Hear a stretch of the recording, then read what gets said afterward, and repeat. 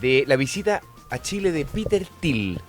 Mi compañera Jimena Jara me dice, ¿quién es Peter Thiel? ¿Qué? Cuando... ¿Quién es Peter? La mayoría de nosotros se pregunta lo mismo, salvo los que escuchamos el Rat Pack de ayer. Exacto, yo sugiero, de verdad, porque es un tema muy interesante, ayer Angélica Bulnes trajo al Rat Pack un perfil de Peter Thiel. Y yo voy a hacer una pequeña reflexión complementaria sobre quién es Peter Thiel, que estuvo en Chile la semana pasada, de paso, porque creo que es muy interesante y muy particular el personaje. Oye, en breve, este ser humano es un multimegamillonario, fundador de PayPal, uno de los inversionistas ángeles primeros de Facebook y fundador de Palantir Technologies, una empresa que trabaja directamente con muchos gobiernos en el mundo en inteligencia de datos, defensa y seguridad. Y en su visita, entre otros, se juntó con el presidente Kast en lo que hoy día resulta una reunión casi secreta. No hay ningún antecedente, ustedes pongan en Google, no va a aparecer nada. Pero este señor, que además de ser un magnate y que figura número 87 en la lista de billionaires en Forbes, para que nos hagamos una idea, es también un actor muy ideológico. Ha planteado, entre otras cosas, que ya no cree que la libertad y la democracia sean necesariamente compatibles. Él es parte de un mundo, ¿cierto?, de personas de derecha que están en las empresas tech, libertarias, ¿cierto?, que combinan tres cuestiones: innovación radical en sus emprendimientos, altísimo poder económico concentrado y una desconfianza compartida hacia la democracia liberal.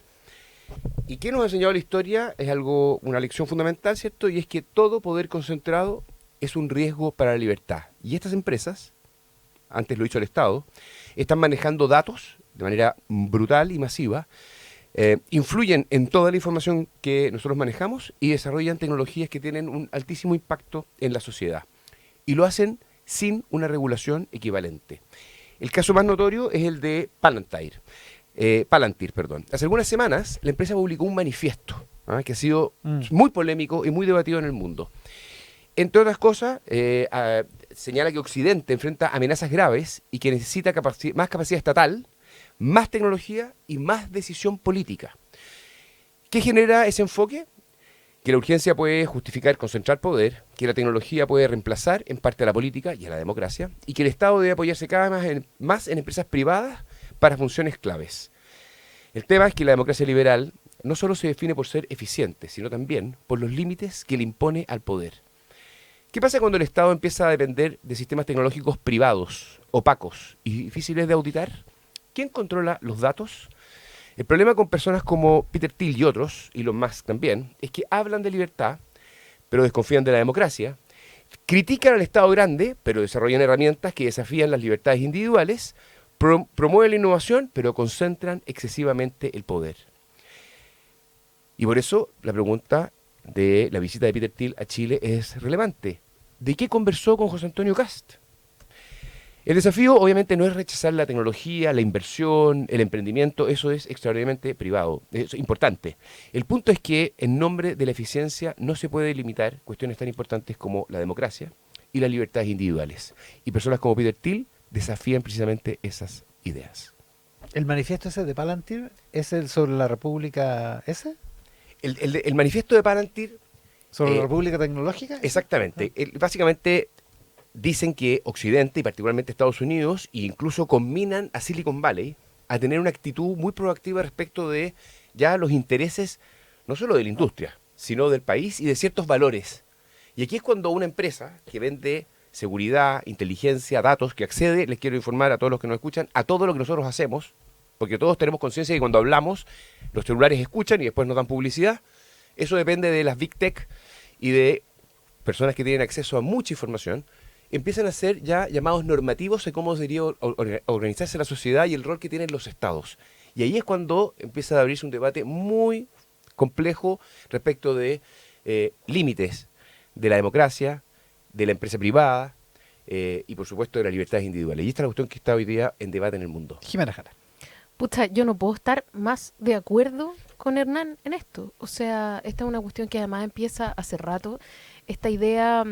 que es una idea que fue hermosa en el 2010 y que hoy día es altamente pueril, de que de que lo que nosotros hacemos, por ejemplo, en Internet, en Twitter, es solo plaza pública, sin entender que en realidad esa plaza no es pública, sino que es privada. No solo es privada, es opaca. No solo es opaca, nos oculta cosas.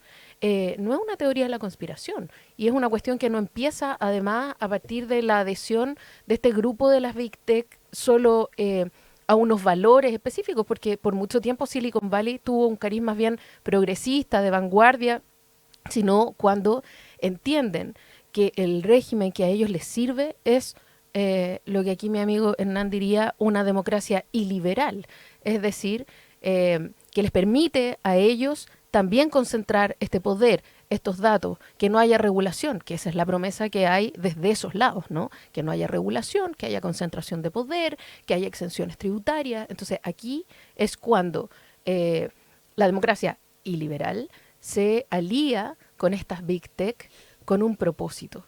Y entonces dejan de ser solo empresas de tecnología y empiezan a ser también rectores de los sentidos compartidos. A mí eso me parece súper preocupante.